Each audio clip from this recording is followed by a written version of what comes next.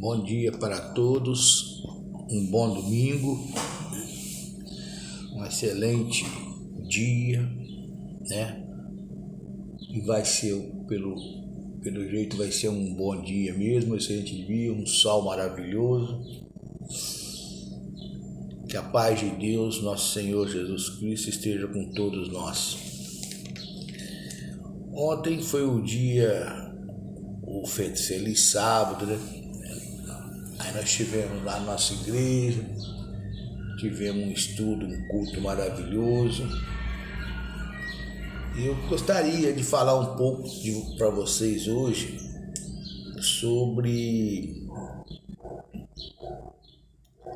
a Igreja Adventista do Sétimo Dia. Eu não estou aqui, nesse momento, tentando levar ninguém ou buscar ninguém para a minha igreja, né? Mas sim dar uma explicação, porque existe umas controvérsias sobre a nossa igreja. Uns dizem que ali somos uma seita, que ali a gente vive no Antigo Testamento, que a gente não aceita a salvação pela graça, né? Que a gente acha que a gente é salvo pelos nossos mandamentos, né? Nós temos que guardar o mandamento, e que guardar os mandamentos é impossível, não é? Eu vou dar um pequeno deslumbre da nossa igreja. A nossa igreja cristã é uma igreja cristã como qualquer outra cristã que existe. Nós temos os mesmos dogmas, nós acreditamos nas mesmas crenças de qualquer igreja cristã,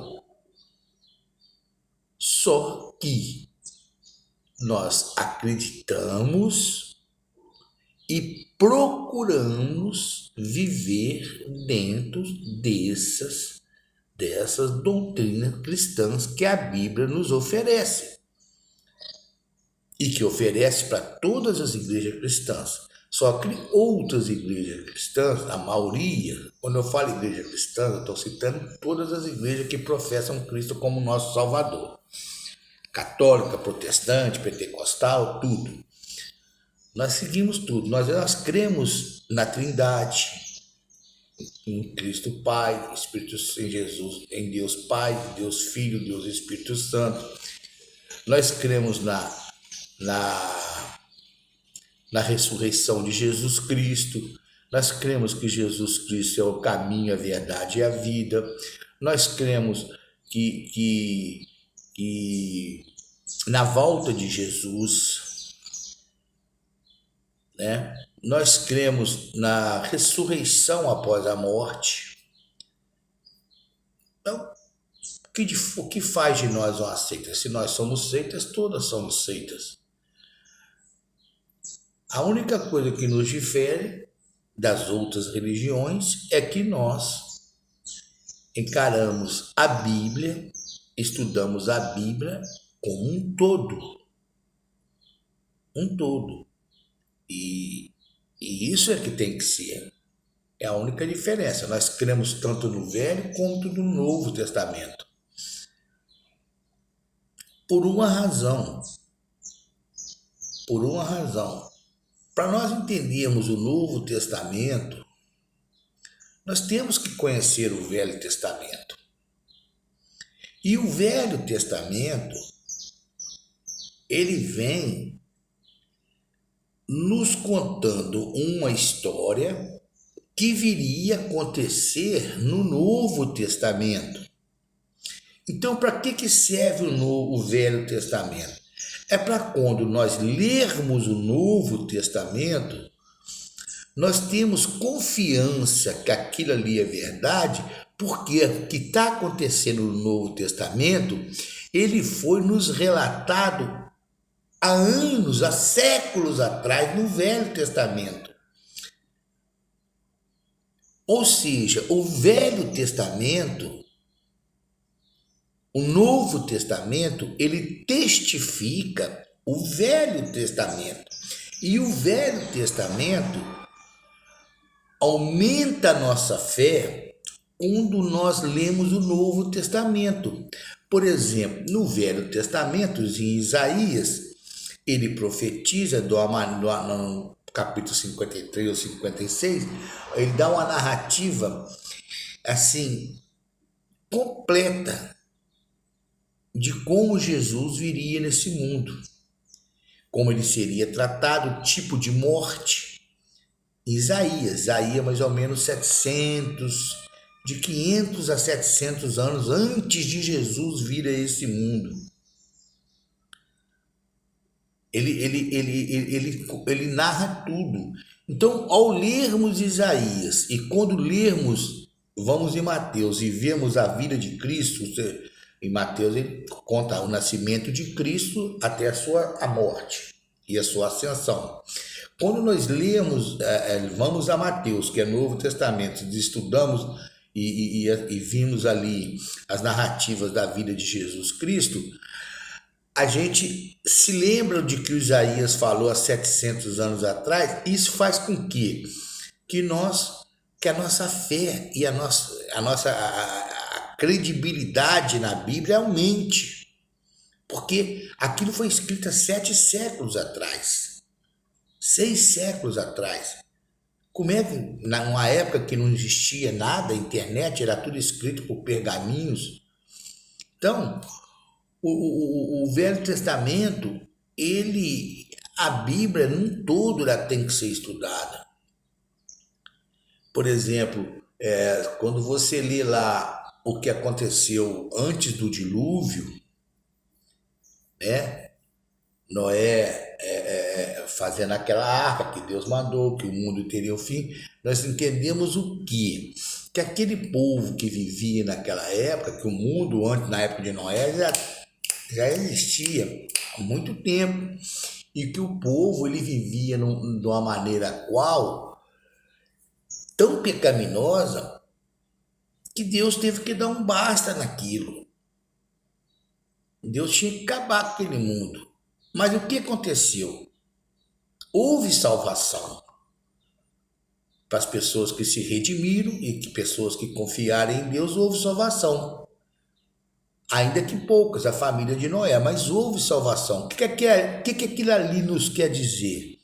Aquilo ali quer nos confirmar o que Deus vem falando nos dias de hoje, o que Jesus falou nos dias dele. Que ele iria voltar, mas que o mundo ia ter um fim, que ele fala em Mateus 24, como é que seria o fim do mundo, mas que nós teríamos uma nova chance, aqueles que o aceitassem. Foi a mesma coisa que aconteceu com Noé. Então, aquela narrativa de Noé é para quando Jesus faz a promessa no Novo Testamento, nós temos que acreditar, porque isso já aconteceu no passado. Então, a Bíblia, nós entendemos como os adventistas do sétimo dia, que a Bíblia tem que ser estudada de uma maneira completa, toda ela. Para nós não existe velho nem novo. Existe uma parte que foi escrita antes de Jesus, que vem sempre apontando por Jesus, porque a Bíblia ela vem sempre apontando para Jesus, Deus de Adão. Quando Adão se vê como um pecador, quando o pecado entra no coração dele, e ali não existia morte, não existia nada, o que ele teve que fazer quando ele se viu nu? Ele viu a nudez dele, ele enxergou a nudez como um pecado, porque não tinha maldade na cabeça. Teve que matar sacrificar um cordeiro para tirar a pele do cordeiro para poder tampar a sua nudez, que para ele aquilo era um pecado. O que aquilo ali estava demonstrando? Que Jesus ele ia uma pessoa inocente, justa, que teria que derramar o seu sangue para cobrir os nossos pecados. Então, como que nós vamos botar isso ao Velho Testamento como irrelevante? Não. Nós, adventistas, entendemos dessa forma, e eu não vejo nada errado em entender disso, e não vejo nada o porquê que outras religiões não compreendem isso. E também não entendo por que elas não levam tempo em estudar a Bíblia num todo. E às vezes, quando estudam de uma maneira errônea, lendo, estudando e fazendo concepções erradas da Bíblia.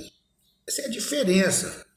Nós não temos culpa disso. Outra coisa que nos difere das outras religiões é porque nós, adventistas, nós fomos um povo chamado para pregar o advento. A palavra adventista é advento. O que é? Nós focamos hoje, nós achamos que hoje o mundo, quando eu falo hoje, eu estou falando de 1840 para cá, 838 para cá, por aí. Nós achamos que hoje a mensagem que deve ser pregada nesse mundo é a volta de Cristo. Porque tudo que tinha que ser pregado antes já fora pregado. Nós temos que procurar hoje é pregar o advento, a volta de Jesus. Nós somos um povo profético. Não que nós sejamos profetas. Não que nós não somos profetas.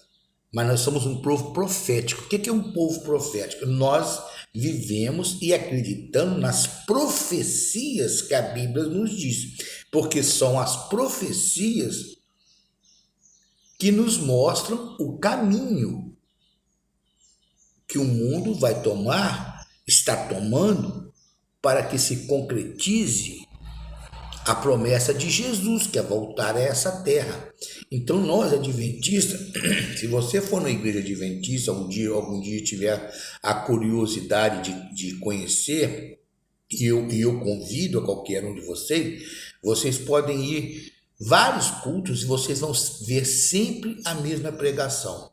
O nosso foco de pregação é sempre a volta de Jesus Cristo, porque nós entendemos que nós estamos no final, nós entendemos que a promessa de Jesus está sempre prestes a cumprir e que nós temos o dever, como estudiosos das profecias, porque o adventista ele é estudioso, isso aí eu posso me falar com um pouco mais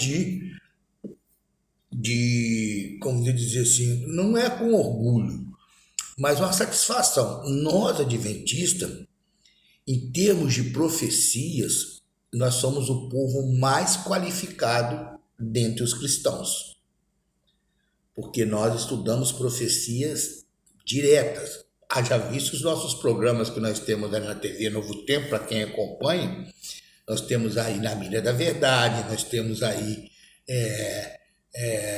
o estudo bíblico, a classe bíblica, nós temos aí estudo da Bíblia, nós temos aí a Arena do Futuro. Todos os nossos estudos é baseado na volta de Jesus em cima das profecias. Não sei qual mal tem isso, porque o livro da Bíblia é cheio de profecias. E se não fosse as profecias, o que seria de nós? Nós não estaríamos preparados. Ou você acha que Jesus ele ia escrever aquilo, tudo que ele escreveu em Mateus 24, como seria a volta dele nesse mundo, dizendo que o mundo teria guerras, fomes, peste, coisa que isso aí seria os prenúncios da sua volta, e não nos alertasse como nós deveríamos conviver com isso, porque se isso vai acontecer antes dele voltar, nós estaremos aqui. Ele teria que nos divertir como nós teríamos que viver com isso. Isso são o quê? Isso está em profecias. Para você entender isso, você tem que saber profecias. Você tem que se preparar para isso. Eu quero ler um texto aqui que está no livro de Hebreus. Hebreus 10, a partir do versículo 35 até o 39. São os 4 últimos versículos do capítulo 10 de Hebreus. Diz assim, Hebreus 10, a partir do versículo 35. Não rejeiteis, pois. É Paulo que está... Muitos não acham, não sabem, não se fala quem escreveu esse livro de Hebreus, mas a maioria dos teólogos cristãos em todo o planeta acredita que seja Paulo pelo tipo de narrativa usada no texto.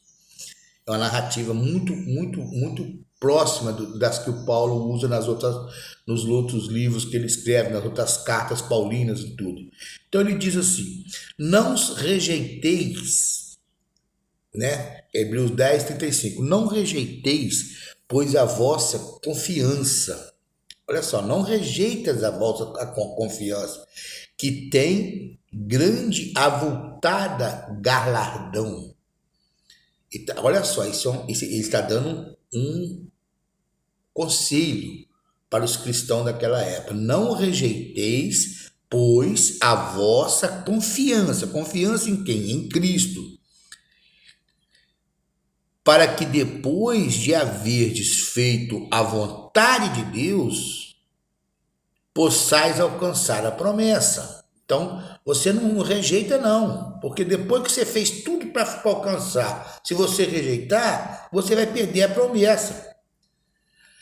Aí ele continua, porque ainda, versículo 37, 36, porque necessitais de paciência, para que depois que haverdes feito a vontade de Deus, possais alcançar a promessa.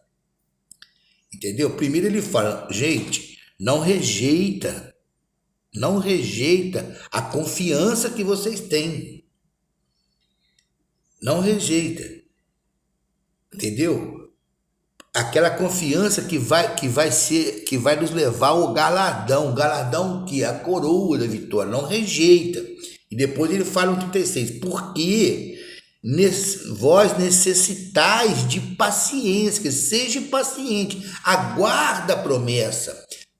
Qual é a promessa? A volta de Jesus. Está falando aqui no contexto desse texto, é a volta de Cristo.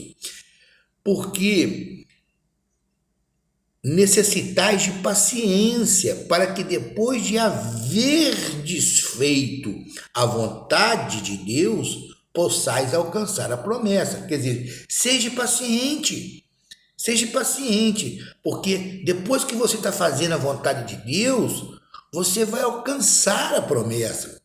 No versículo 37, porque ainda, por que ele está falando isso tudo aí? Porque ele está dizendo, porque ainda um pouquinho de tempo, e o que há de vir virá e não tardará. Ele fala isso, ele está falando para a gente ter paciência, para a gente não rejeitar o que nós aprendemos, porque ele sabe que tem um pouco de tempo para as coisas se concluir.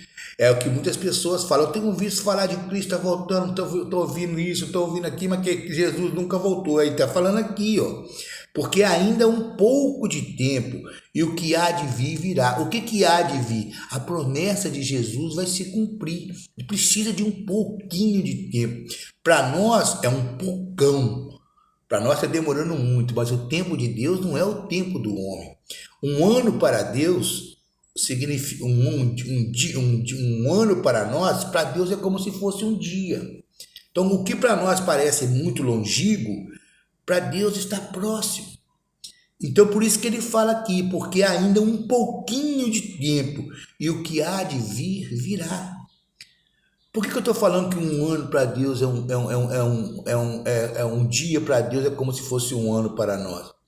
Porque nós sabemos isso, porque as profecias falam isso.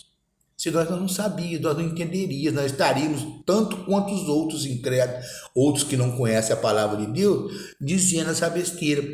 Ah, tá todo mundo, Deus que eu sou vivo, que eu vejo falar, que Deus que meus pais, que Cristo tá voltando. Mas eles não entendem que o tempo de Deus não é o tempo dos homens. Nós entendemos isso porque nós estudamos esmiuçadamente, esmiuçamos a Bíblia. Isso é o papel, é o que nós vivemos na nossa igreja adventista. Não temos culpa se as pessoas, se outras igrejas não estudam dessa maneira. No versículo 38, ele diz uma palavra que lá no livro de Abacuque, que é Velho Testamento, foi dita. Abacuque está no Profetas Menores, quase terminando o Velho Testamento. Ele diz assim agora aqui em Hebreus. Paulo está dizendo em Hebreus, ele está repetindo o que Abacuque falou no Velho Testamento. versículo 38, mas o justo viverá da fé, ou viverá pela fé. O justo viverá da fé, ou viverá pela fé. E se ele recuar, a minha alma não tem prazer nele. O que ele está dizendo? Espera um pouquinho. Primeiro ele fala no 37, espera um pouquinho, porque o que há de vir virá. E aí ele fala, né? Aí nesse esperar um pouquinho, você vai ter que passar por alguns problemas. Lógico, porque Deus falou quais os problemas: guerra, rumores de guerra, peste, fome, perseguições, calamidades. Não é isso? Esse pouquinho, é nesse pouquinho que nós estamos esperando, é que vai acontecer os prenúncios que Jesus deixou em Mateus 24. Então, aqui no versículo 38 ele fala, mas o justo viverá pela fé. Por que ele está falando? Porque o justo vai passar por tudo isso, porque ele vai estar preparado, porque ele sabe que essas coisas hão de acontecer antes da volta de Cristo. Então, se ele estiver enraizado lá no que está escrito no versículo 35, não rejeitei, pois, a vossa confiança, ele vai passar por esses conflitos que vão acontecer antes da volta de Jesus, vivendo pela fé, porque ele estudou, ele sabe que aquilo vai acontecer, e ele sabe que aquilo ali são prenúncios que Jesus vai voltar, e Jesus vai voltar para nos levar para um lugar na casa do Pai. Então ele vai viver pela fé, ele vai passar por aquilo tudo e falar, não, eu estou sofrendo, mas o pouco tempo que Jesus, é sinal que Jesus está vindo me buscar. E ele escreve aqui, ó, mas o justo viverá pela fé, e sem recuar, a minha alma não terá. E se ele recuar, se naquele momento, ainda que você foi justo até aquele momento, se você recuar nesse momento, perder a sua fé, não perseverar, se você recuar, a minha alma não tem prazer nele. Jesus não terá prazer em você, porque a confiança e a fé é a base de tudo para se alcançar, para se poder encontrar com Cristo. Para poder você conseguir tocar nas vestes de Cristo, é preciso fé, luta, perseverança e confiança. E aí no versículo 39 ele diz assim, aí Paulo lhe dá tipo um elogio, ele fala, nós, porém, não somos daqueles que se retiram para a perdição, mas daqueles que creem para a conservação da alma. O que ele está dizendo aqui? Que aqueles que serão justos até o fim, que perseverarem até o fim, e eles não se rendirão para a perdição, mas eles crerão para a conservação de suas almas. É o que está escrito, que Jesus falou, que tem o joio, quando ele chegar aqui vai ter o joio e vai ter o trigo. Quem que é o joio? Aquele que está misturado no meio do trigo, se dizendo cristão, se dizendo que se entregou a Jesus, se dizendo que confia, que crê em Cristo, mas é mentiroso. E ele está misturado no meio do trigo, que são o trigo, é aqueles que realmente são verdadeiros. Ele se mistura ali tentando se disfarçar. Mas Jesus, ele vai chegar, ele vai separar o joio do trigo. E quem será esse trigo? Aqueles que se afastaram da fé, perderão. Isso aí, meus irmãos, isso é uma coisa muito óbvia. Por isso que nós estudamos a profecia, as profecias da Bíblia, por isso que nós pregamos o advento. Primeiro que nós cremos que Jesus está à porta. Eu, por exemplo, sou um pouco até mais otimista. Eu acho que Jesus ainda volta na minha geração. Não sei quantos anos que eu vou viver. Talvez não, porque eu não sei quantos anos eu posso morrer amanhã. Mas eu creio que Jesus nas próximas 3 décadas, 4 décadas, aí Jesus está voltando. No máximo 4 décadas. Isso porque eu tenho conhecimento das profecias e a minha igreja tem como hábito estudar as profecias, e pelas profecias não tem como Deus retardar mais. E qual é a vantagem disso tudo? A vantagem disso tudo, da gente conhecer as profecias, aí as pessoas falam, para que eu vou estudar? Eu vou só ser fiel a Deus. Se a gente é fiel a Deus, se a gente crê em Deus, já é o bastante, já está salvo. Não, meus amigos. Jesus, se as profecias não fossem para ser estudadas, Jesus não teria colocado ela na Bíblia. As profecias, Jesus sabendo que essas coisas iriam acontecer, porque essas coisas que vão acontecer, tudo isso que vai acontecer, mortes, pandemias, epidemias, não são coisas que Deus vai fazer para ele voltar nessa terra, não.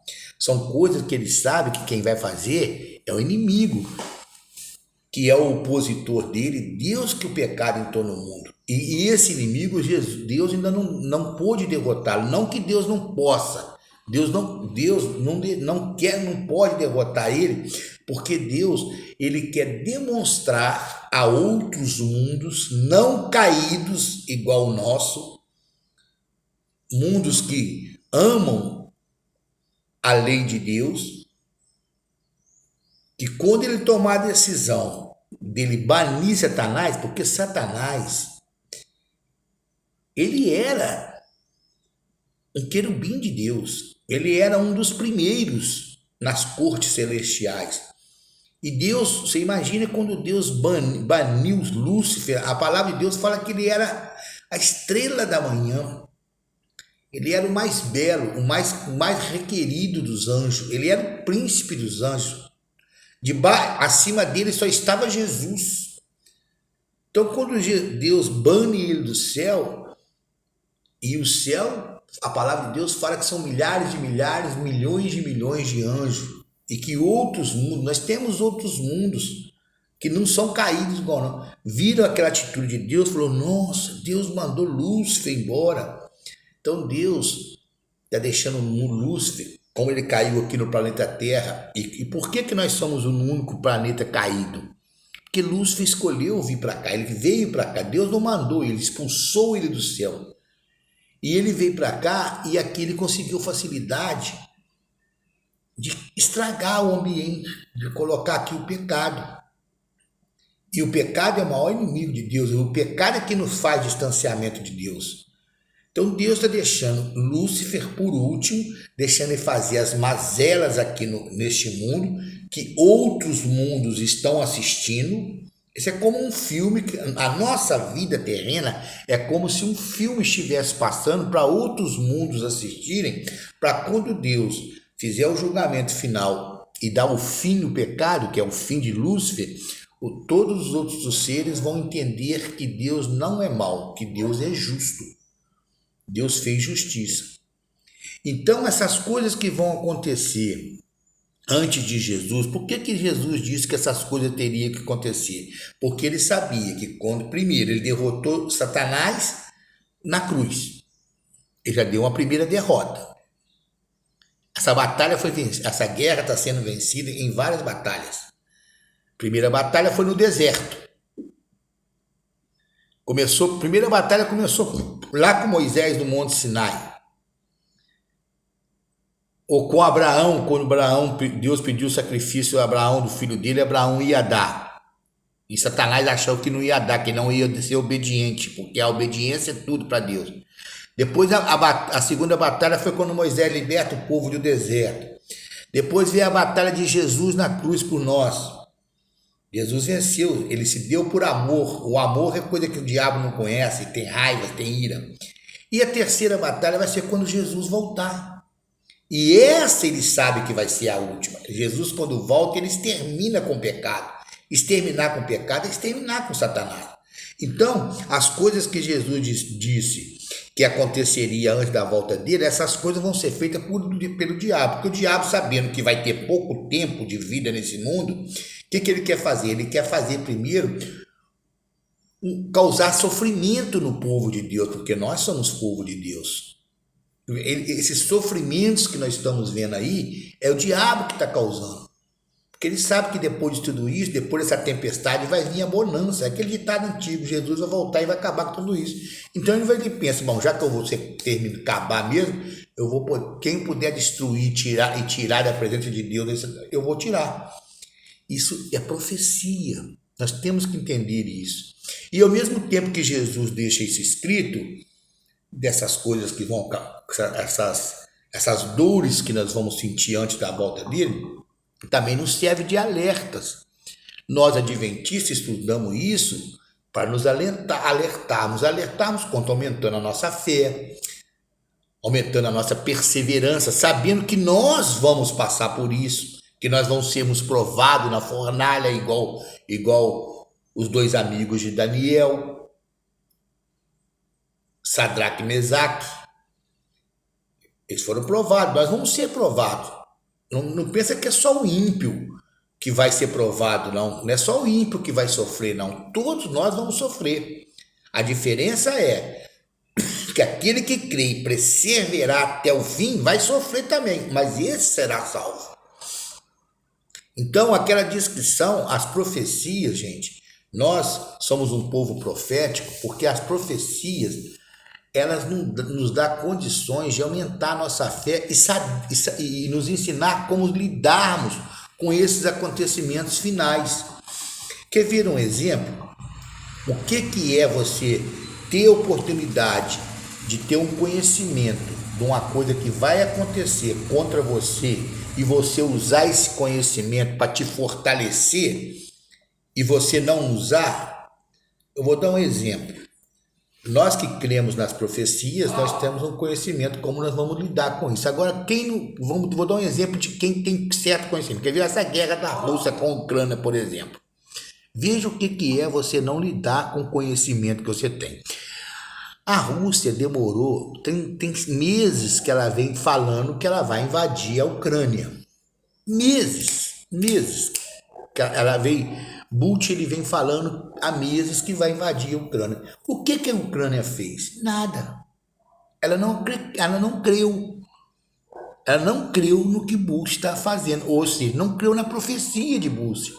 Porque se ela tivesse crido, mesmo que sendo um país pequeno, com armamento pequeno, ela poderia ter se preparado melhor para dificultar a invasão da Rússia. Por exemplo, ela poderia ter colocado nas fronteiras ali todas minas terrestres, ela não fez, ter criado barricadas, armadilhas para dificultar a invasão russa. E, no entanto, nós estamos vendo aí que o Bush está vindo invadindo do jeito que ele quer, não está tendo resistência. Por quê? Porque a Ucrânia não creu na promessa que Bush fez. É isso que acontece com o cristão que não crê nas profecias bíblicas e que não tem estudo, que não conhece as profecias da volta de Jesus e não crê que o mundo fica vivendo desse jeito aí, como se nada estivesse acontecendo. E quando ele chegar, o inimigo vier com as suas maledicências para em cima de nós, e já está vindo, fomes, olha aí o preço das coisas, essas guerras estão vindo aí, as pessoas, muitos não vão estar preparados. Preparados em quê? Em fé. Porque a nossa arma vai ser a fé e perseverança. Eles não vão estar, eles vão se revoltar. Vão tentar lutar com aquilo que não tem jeito. Que a luta contra o mal é unicamente a fé e a perseverança. Espero que vocês tenham entendido e que essas palavras possam chegar em vossos corações. Jesus está voltando. Coisas horríveis vão acontecer antes da volta dele. Já estão acontecendo. Mas lembre-se, ele nos deixou aqui dentro promessas e métodos para nós convivermos com esses tempos horríveis que vão vir antes. Que vocês tenham um bom domingo e possam ter entendido bem essas palavras. E um conselho que eu deixo: estudem a Bíblia, estudem as profecias bíblicas, se preparem, Se prepare como se estivessem preparando para uma grande viagem. Deixem suas malas prontas, tudo arrumadinho, porque Jesus está voltando. E a maneira de se preparar é tendo conhecimento da palavra de Deus, não só conhecimento, mas vivendo a palavra de Deus, tendo comunhão com Deus, procurando estar perto de Deus em verdade. Procurar deixar as coisas desse mundo, porque esse mundo será fim. Por que você vai ficar preso a uma coisa que está estragada? O que está estragado tem que ser deixado para trás. É isso que nós temos que fazer agora, é o que nos resta. Nós não temos outras alternativas. Alternativas é essa: esquecer o velho e pensarmos no novo que vai vir.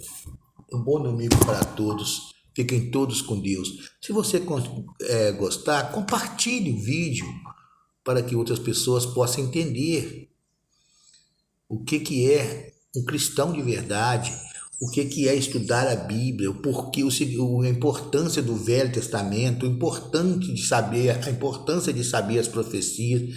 O mundo tem que saber disso para nós nos prepararmos.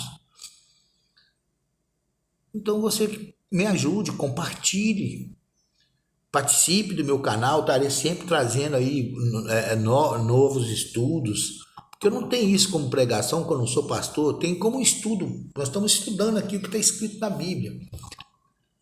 Tá ok? Fiquem todos com Deus, em nome de Cristo Jesus. Um bom domingo para vocês e uma boa semana.